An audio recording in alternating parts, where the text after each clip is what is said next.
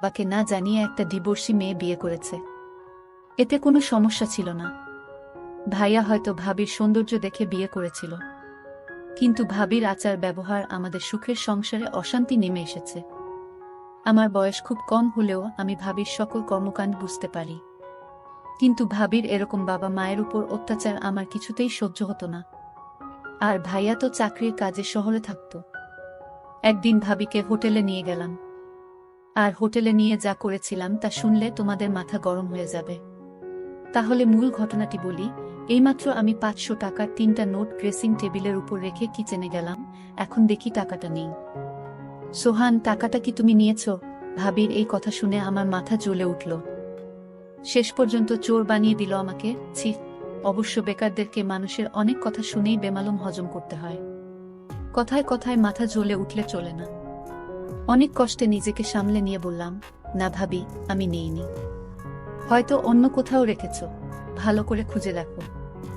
ভাবি বলল, সব জায়গায় খুঁজেছি, কোথাও নেই। তুমি একটু মনে করে দেখো। এমনও তো হতে পারে তুমি মনের ভুলে নিয়ে মানিব্যাগে ঢুকিয়ে ফেলেছ, এখন মনে করতে পারছো না। এবার সত্যি সত্যি মাথায় আগুন চলে গেল। আমি খুব হালকা স্বরে বললাম, ভাবি, তুমি যেভাবে আমাকে অপমান করছো, এর মধ্যে যে চূড়ান্ত রকমের একটা ছোট লোকই আছে। তুমি কি তা বুঝতে পারছো? এই কথায় ভাবি শ্রাব্য অশ্রাব্য ভাষায় যা বলা শুরু করলো, তাতে তাকে আর একটা ভদ্র বাড়ির ছেলে, বউ কিংবা কোনো ভালো ঘরের মেয়ে বলা যায় না। এক পর্যায়ে সে বলেই ফেলল, ধামরা একটা ছেলে বছরের পর বছর ভাইয়ের ঘাড়ে বসে বসে হাতির মতো গিলছে। 4 পয়সা ইনকামের মুরদ নেই, সে কি না আমাকে বলে ছোট লোক। আমি বারবার এদিক ওদিক তাকাচ্ছি, যেন মা এইসব কথা কোনোভাবে শুনতে না পায়। এমনিতেই সে স্ট্রোকের রোগী, কোনোভাবেই উত্তেজিত হতে পারে, এমন কিছু শুনতে দেয়া যাবে না তাকে। এরপর আর কোনো কথা জোগালো না আমার মুখে। নিঃশব্দে বাড়ি থেকে বের হয়ে গেলাম। বেলা বাজে 10:56। রোদ তেতে উঠেছে। আষাঢ় মাস, অথচ বৃষ্টির নামগন্ধও নেই। রোদের তাপে যেন রাস্তার পিচ গলে স্যান্ডেলে লেগে যাচ্ছে। এখন কোথায় যাব আমি? লকডাউনের ভেতর কারো বাড়ি যাওয়া যাবে না। আমাদের বাড়িটা চাঁদপুর শেরশাহ সুরি রোডে। এখান থেকে হেঁটে হেঁটে রেসিডেন্সিয়াল কলেজের পাশ দিয়ে চন্দ্রিমা উদ্যানে চলে যাওয়া যায়। বসার জন্য খুব নিরিবিলি একটা জায়গা। আমার একটা নিরিবিলি জায়গায় এখন সবচেয়ে বেশি দরকার। খুব কঠিন একটা সিদ্ধান্ত আমাকে নিতে হবে, এবং সেটা আজই, এখনই। একটা ভবনের পেছন দিকে লেকের পাড়ে নিরিবিলি একটা জায়গা দেখে বসে পড়লাম। সংসারের হিসাবটা কিছুতেই আর মিলছে না। অল্প কিছু দিনের ভেতর সবকিছু কেমন এলোমেলো হয়ে গেল। অথচ আমাদের সংসারটা ছিল ছবির মতো সুন্দর, গোছানো, পরিপাটি। সেই ছবির রং ঝাপসা হতে শুরু করলো এক সময়।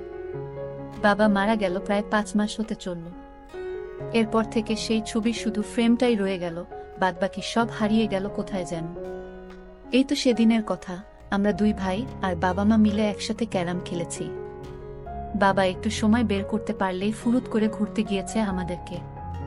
বাড়িটা সারাক্ষণ হাসি আর আড্ডায় গমগম করত। আর আজকের অবস্থা দেখলে নিজেই অবাক হই। মনে হয় আদৌ এইটা আমাদের বাড়ি।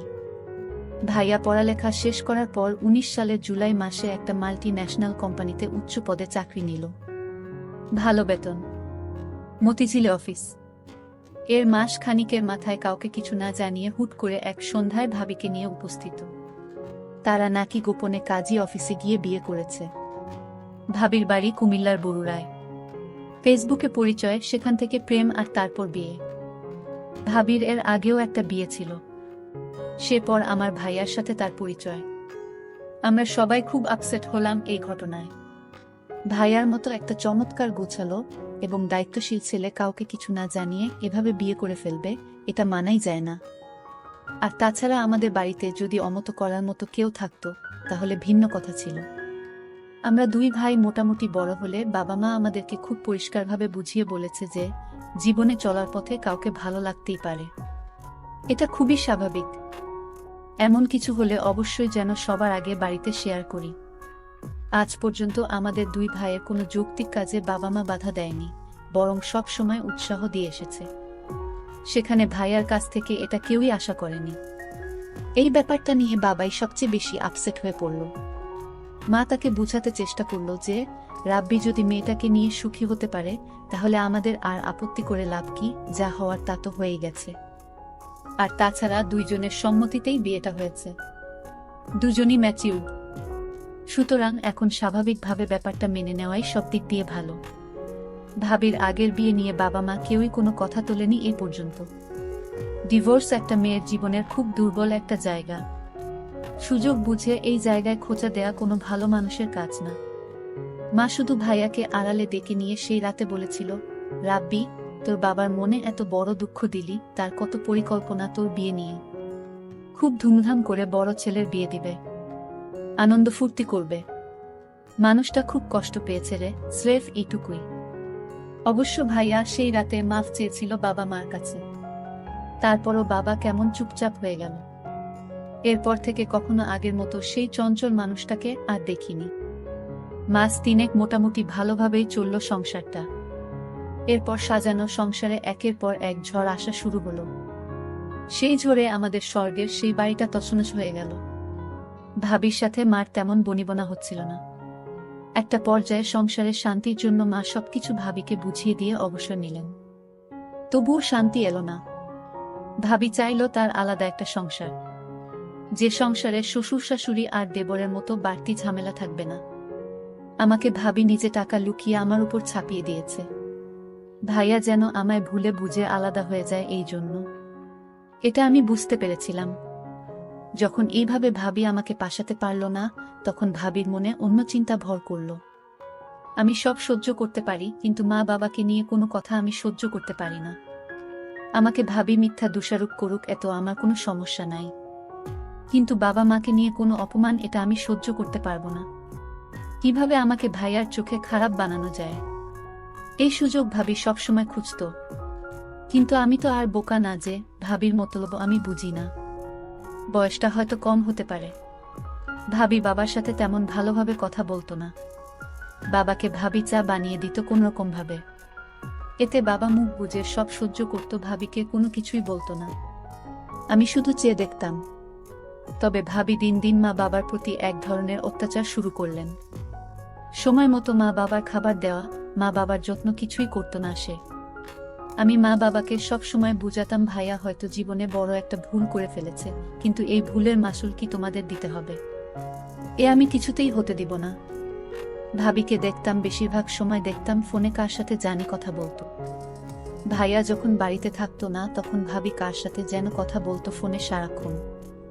এই দৃশ্য আমি দেখতে পেতাম।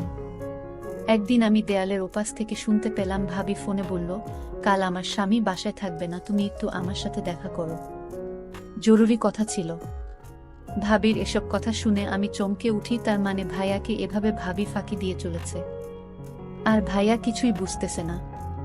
কিন্তু ভাইয়ার মতো আমি এতটা বোকা না যে আমার চোখ ফাঁকি দিয়ে থাকবে। আমি এরপর থেকে ভাবিকে চোখে রাখি। কখন কি করে কার সাথে কথা বলে সবকিছুর খবর আমি রাখি। অন্য একদিন ভাবি ফোনে বলল, কাল কিন্তু তোমার আসতেই হবে। আমি এই দিন বাড়ি থেকে এক পাও নড়লাম না। আমি আজ দেখব ভাবির ঘরে কে আসে। আমি অপেক্ষায় রইলাম লোকটিকে দেখার জন্য। রাত যখন 10টা বাজে, তখন দেখতে পেলাম ভাবির রুমে একটি ছেলেকে ঢুকতে। ছেলেটি ভাবিকে বলছে, তুমি কেন এখানে পড়ে আছো? ভাবি তখন বলল, আরে কিছুদিন আছি এখানে, আমার স্বামীর কাছ থেকে সিগনেচারটা নিতে পারলেই সকল সম্পত্তি আমাদের হয়ে যাবে। আমরা এই বাড়িটি বিক্রি করে অন্য কোথাও একটা বাড়ি রাখব, আর আমরা সুখে জীবন যাপন করব। ছেলেটি বলল, কখন করবে? আর কিছুদিন ধৈর্য ধরো প্লিজ, আমি একটা সুযোগ খুঁজতেছি। তারপর তারা দুজন দেখলাম ঘনিষ্ঠ হতে লাগলো। আমি জানালার পাকা দিয়ে তা ভিডিও করে ফেলি। এখন কোথায় যাবে ভাবি? তুমি তো আমার হাতে ধরা। তোমার সমস্ত প্ল্যান আমি মোবাইল দিয়ে রেকর্ড করেছি ভাবি। এখন আমি তোমাকে যে কি করব তা তুমি কল্পনাও করতে পারবে না ভাবি। সামনে তোমার খারাপ সময় আসছে ভাবি। তোমার এরকম প্ল্যান আমার আর বুঝতে বাকি নাই। আমি তোমাকে এমন করে ছাড়বো, তুমি তা সারা জীবনও ভুলতে পারবে না। তারপর দিন ভাইয়া বাড়িতে আসলো। ভাইয়া ভাবির জন্য নতুন শাড়ি নিয়ে এসেছে। ভাবি তখন খুশি হয়ে বলল, তুমি হাত মুখ ধুয়ে আসো, আমি তোমার জন্য খাবার রেডি করছি। তারপর ভাইয়া খেতে বসলো। ভাবি তখন ভাইয়াকে জিজ্ঞেস করলো, আচ্ছা আমরা যে বিয়ে করেছিলাম তার জন্য কাজী বলেছে একটা তোমার সই এর বাকি ছিল, আর সেই সইটা তোমার করতে হবে। ভাইয়া বলল, আমি এই সপ্তাহ কাজের চাপে আছি, আমি এক সপ্তাহ অফিসের কাজে চট্টগ্রাম যেতে হবে, তারপর দেখি আমি সইটা দিয়ে দিব, আমি এখন খুব বিজি। ভাবি বলল, আচ্ছা ঠিক আছে, তাহলে এই সপ্তাহ বাড়িতে এসে মনে করে সইটা দিয়ে দিতে হবে। ভাইয়া পরদিন সকালে চলে গেল। আমি ভাবির রুমে গেলাম। ভাবিকে জিজ্ঞেস করলাম, ভাবি তোমার দিনকাল কেমন কাটছে? ভাবি বলল, ভালোই তো, কিন্তু তুমি একটা চুরটা, তুমি ভুলে যেও না। আমি বলেছিলাম, ভাবি তুমি কেন আমায় মিথ্যা অপমান করছো? আমাকে তোমার সহ্য হয় না, সেটা তুমি মুখে বলে দিতে পারো, তাহলে কেন শুধু শুধু আমাকে মিথ্যা অপবাদ দিচ্ছ ভাবি? ভাবি তখন রাগান্বিত হয়ে বলল, তুমি এখন আমার রুম থেকে যাও। আমি বললাম, ভাবি তুমি যে আমায় চোর বলেছ, মনে রেখো ভাবিকে যে আসল চোরটা তুমি খুব শীঘ্রই জানতে পারবে। ভাবি আমার কথা শুনে কিছুটা অবাক হয়ে গেল। তুমি আমাকে ভয় দেখাও নাকি? আমি বললাম, ভাবি ভয় না, যা সত্যি তাই বললাম। ভাবি তুমি সময় মতো সব টের পাবে। ভাবি মনে মনে চিন্তা করতে লাগলো, আমার দেবর কি আমার সব প্ল্যানের কথা কি জেনে গেছে নাকি? না, সে জানবে কি করে? আমার তো প্ল্যানটা একমাত্র ও ছাড়া একটা পাখি পর্যন্ত জানে না, তাহলে সে জানবে কি করে? পরের দিন ভাবিকে দেখলাম মোবাইল ফোন দিয়ে ওই ছেলেটির সাথে চ্যাট করছে। আমি ভাবির মেসেঞ্জারে ভাবির প্ল্যান করা ভিডিওটা ভাবির মেসেঞ্জারে পাঠালাম। ভাবি ভিডিওটা দেখে চমকে উঠল, আরে এ তো দেখি আমার সমস্ত প্ল্যান করার ভিডিও। এই ভিডিও দেবর কিভাবে পেল? আর সে কোথায় এই ভিডিও পেল? আমার ভিডিওটা দেখে মাথা গরম হয়ে গেল। আমি সাথে সাথে আমার দেবরকে ডাক দিলাম। দেখলাম দেবর তার ঘরে শুয়ে মোবাইলে চ্যাট করছে। আমি বলল, সুহান, এই সুহান। আমার দেবরের নাম সোহান। আমি তাকে ডাক দিলাম, সে আমার ডাক শুনেও না শোনার ভান করল। আমি 3টা ডাক দিলাম জোরে জোরে। সোহান তখন বলল, আরে ভাবি আপনি এত রাতে কি হয়েছে? ভাবি কোনো সমস্যা? ভাবি বলল, তুমি জেনেও না জানার ভান করছো কেন? আমি বললাম, ভাবি তুমি কি পাগল হয়ে গেছো? আমি কি জানি? আমি কিছু জানি না। আর তুমি কিসের কথা বলছো? ভাবি তখন বলল, তুমি এই ভিডিও কোথায় পেলে? আরে আমি এই ভিডিও, তুমি যার সাথে সম্পদ চুরি করে যার সাথে পালিয়ে যাবার প্ল্যান করছিলে সেই আমাকে এই ভিডিও দিয়েছে ভাবি। ভাবি আমার কথাটা বিশ্বাস করতে পারল না মনে হয়। ভাবি বলল, এ হতে পারে না। আমি বললাম, ভাবি তোমার প্ল্যান করা সমস্ত ভিডিও আমার কাছে আছে। আমি এই ভিডিও ভাইয়াকে দেখাবো, তারপর থানায় গিয়ে মামলা করব। তোমাকে সারা জীবন জেলে থাকতে হবে ভাবি। ভাবির সুন্দর মুখখানা শুকিয়ে গেল আমার কথা শুনে। ভাবি দেখলাম অনেক ভয় পেল। তারপর আমায় ভাবি বলল, সোহান আমি ভুল করেছি, প্লিজ তুমি এই ভিডিওটা ডিলিট করে দাও। আমি বলেছিলাম, না ভাবি, তুমি যে প্ল্যান করেছিলা সেটা যদি আমি সময় মতো না জানতাম তাহলে আমাদের তুমি রাস্তার ফকির বানিয়ে ছাড়তে। ভাইয়াকে বোকা ভেবেছ তুমি, কিন্তু আমি বোকা না। ভাবি তখন বলল, আচ্ছা সোহান তুমি কি চাও আমি তোমার সব কথা শুনবো, তাও তুমি তোমার ভাইয়াকে এই ভিডিও দেখাইও না? আমি বললাম, ঠিক আছে আমি ভিডিও দেখাবো না, তবে আমি যা বলি তাই তোমার শুনতে হবে। ভাবি বলল, ঠিক আছে আমি তোমার সব কথাই শুনবো। আমি তোমার মা বাবার সাথে ভালো আচরণ করব। আমি বলেছিলাম, ভাবি তাহলে কাল আমার সাথে একটি জায়গায় যেতে হবে। ভাবি বলল, ঠিক আছে। আমি ভাবিকে পরদিন সকালে ভাবিকে নিয়ে পটুয়াখালী ঘুরতে গেলাম।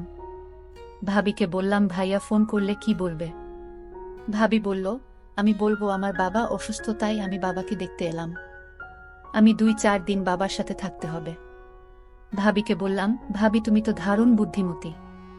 হঠাৎ আকাশের অবস্থা খুব খারাপ হলো, প্রচণ্ড ঝড় বৃষ্টি হতে শুরু করলো। আমি ভাবিকে নিয়ে একটা হোটেলে গেলাম, কারণ এখানে যারা ঘুরতে আসে তারা হোটেলেই থাকে। আমিও একটা হোটেল নিলাম। ভাবিকে বললাম, ভাবি তুমি হোটেলে বস, আমি কিছু খাবার নিয়ে আসি। আমি খাবার নিয়ে আসলাম। ভাবি তখন বলল, আমি নিচে শুয়ে পড়ি, তুমি কাঠে শুয়ে পড়ো। আমি বললাম, না কোনো সমস্যা নাই, তুমিও কাঠেই শু। ভাবি আমার সাথে কোনো কথা না বলে কাঠে এসে শুয়ে পড়ল। আমি সারা রাত ঘুমাইনি। আমার মনে একটাই চিন্তা, আমার মা বাবাকে এবং আমার সহজ সরল ভাইকে যেভাবে ঠকালো তার প্রতিশোধ আমাকে নিতে হবে। আমি ভাবিকে বললাম, ভাবি আজ আমি তোমায় যা বলবো তাই শুনবে, তুমি কিন্তু আমায় কথা দিয়েছিলে। ভাবি বলল, আমি তো বলেছি তোমার সব কথাই রাখবো। আমি বললাম, ভাবি তুমি কি ভাইয়ার সংসার করবে নাকি ওই ছেলের সাথে চলে যাবে? ভাবি বলল, যদি ওই ছেলের সাথে চলে যেতে চাইতাম তাহলে আমি তোমাকে বলতাম না যে তোমার ভাইয়াকে সেই ভিডিওটা দেখাতে। আমি যা করেছি সব ভুল করেছি। আমি তোমার সাথে তোমার বাবা মায়ের সাথে অন্যায় করেছি। এটার জন্য তুমি আমায় যে শাস্তি দিবে সেই শাস্তি আমি মেনে নিব। শুধু তোমার কাছে একটাই অনুরোধ, তোমাদের পরিবারে আমাকে থাকতে দাও। আমি ভাবিকে বললাম, ভাবি আমি আজ তোমাকে হোটেলে নিয়ে কেন আসলাম জানো? শুধু তোমার মনটা পরীক্ষা করার জন্য। আমি যা বুঝলাম তুমি সংসারটা বাঁচানোর জন্য সব করতে পারো, এটা আমি পরিষ্কার বুঝেছি ভাবি। আর তুমি কি করে ভাবলে আমি তোমার উপর এসব করার জন্য জুলুম করব? শোনো ভাবি, আমি তোমাকে এখানে আনার একটাই উদ্দেশ্য, যেন তুমি ভালো হয়ে যাও। দেখো ভাবি, আমি আজ ইচ্ছা করলে আমি অনেক কিছুই করতে পারতাম, কিন্তু আমি তা করিনি। কারণ ভাবিরা মায়ের মতোই হয়।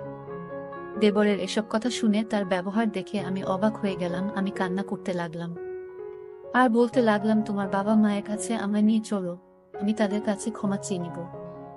আর তুমি আমাকে ক্ষমা করে দিও, আমি তোমাকে অনেক কষ্ট দিয়েছি। তোমার মতো দেবর যদি প্রতি ঘরে থাকে তাহলে প্রত্যেকটা ঘর অনেক সুন্দর হয়ে যাবে। আমি ভেবেছিলাম মাত্র 10 বছরের একটা বাচ্চা দেবর, সে তার মেধাকে কাজে লাগিয়ে সংসারটা জোড়া লাগিয়ে দিল। আমি ধন্য তোমার মতো দেবর পেয়ে। দর্শক বন্ধুরা, আমি ওই ছেলেটির উপর দোষ চাপিয়ে আমার ভাইয়ার সংসারটা বাঁচিয়ে দিলাম। ভালো করিনি, তা অবশ্যই কমেন্ট করে জানাবেন।